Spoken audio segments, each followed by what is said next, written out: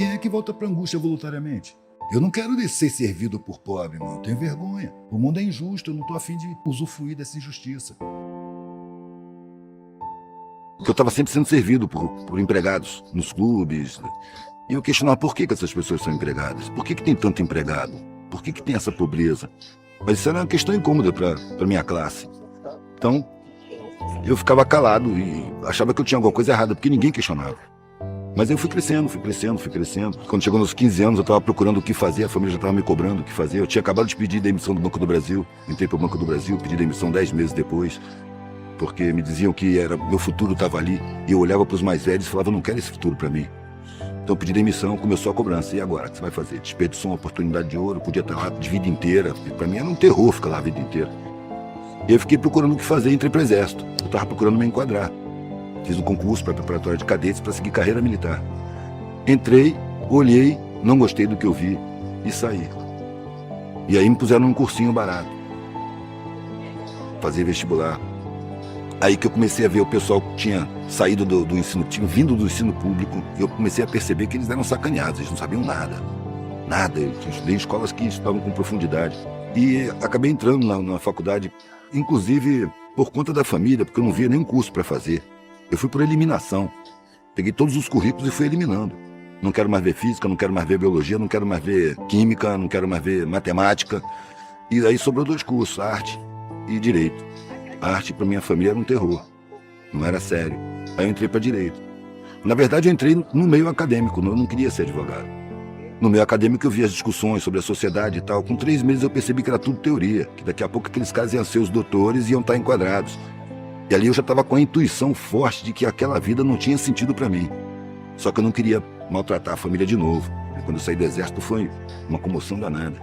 Depois de um sonho onde eu ia morrer e acordei decepcionado por não ter morrido, pelo menos ia ter alguma coisa nova. E aí, depois disso, eu percebi que eu estava preferindo morrer do que ter aquela vida, que não me parecia fazer nenhum sentido. Enquanto os mais velhos diziam que sim, tinha sentido, é porque eu era novo, que eu não fosse impulsivo, que eu continuasse, terminasse, seguisse. E eu olhava para aquilo e sentia que não era. Mas os mais velhos que eu amava estavam dizendo que sim, que era por ali, que eu era inexperiente, que eu não sabia. Aí eu encontrei um velhinho no saguão, eu conto sempre essa história.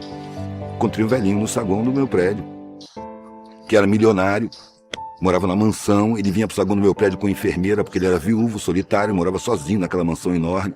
Vinha para o saguão do meu prédio, porque ali ele via gente, conversava, as pessoas conheciam ele, que ele era conhecido, saiu no jornal e tudo mais, como milionário, um empresário bem sucedido de importação e exportação lá no Espírito Santo. E ele me falou que, sem eu pedir nem nada, no dia que eu passei ali saindo e ele estava sozinho, ele falou, menino, senta aqui. E começou a falar o que eu precisava ouvir. Eu fiz tudo o que disseram para eu fazer. E eu estava ouvindo o que eu devia fazer.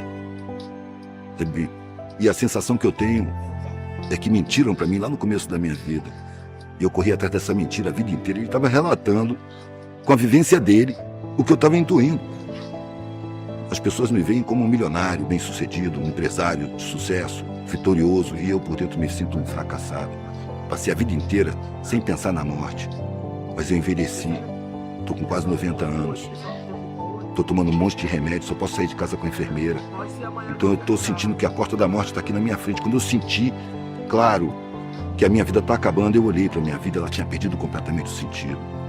Velho, esse foi o... Eu saí do lado dele, fui direto para a secretaria da universidade e pedi desligamento. Eu não quero mais ser doutor. Procurar um sentido para a vida. Eu não sabia o que eu ia fazer.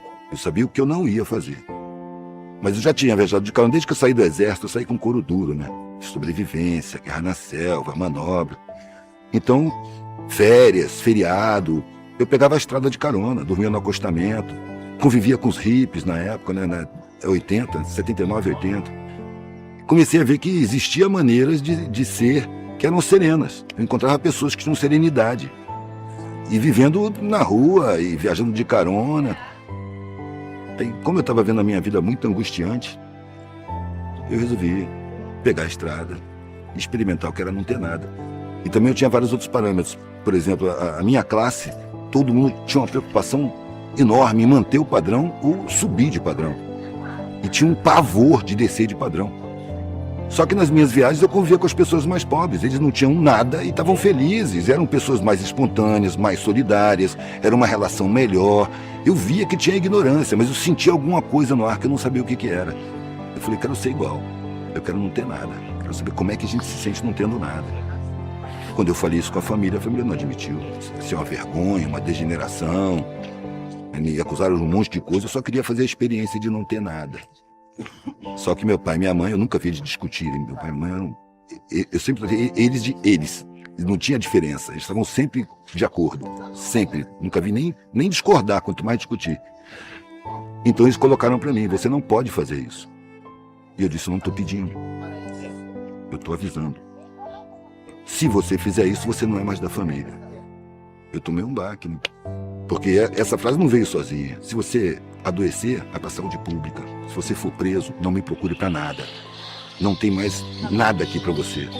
Se você pegar a sua mochila e sair dessa porta, você esquece que teve família. E veio bem claro na minha cabeça. Eu demorei um tempão para tomar essa decisão.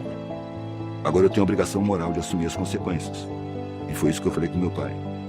Eu não esperava ter essa consequência, um rompimento tão completo. Mas se isso acontecer, eu tenho que assumir. Eu acho que ele contava com a minha covardia. Mas eu estava apavorado com a vida sem sentido. O nego falava, você foi muito corajoso. Não, eu estava com medo. Medo de chegar na idade daquele coroa daquele jeito ali. Inclusive foi isso que eu pensei na hora. Antes, não falei para ele, mas eu pensei comigo, isso não vai acontecer comigo. Eu morro antes, mas não chego na idade desse cara dessa maneira. Vou procurar um sentido para a vida. Ou eu vou achar um sentido, ou eu vou morrer procurando. A gente tem graus de liberdade. Mas eu acho que liberdade, no sentido pleno da palavra, é você existir sem necessidade nenhuma. Enquanto você tiver alguma necessidade, você está preso a dessa necessidade. Então não existe a liberdade para nós. Existem algumas liberdades, porque a sociedade é feita para acorrentar a gente.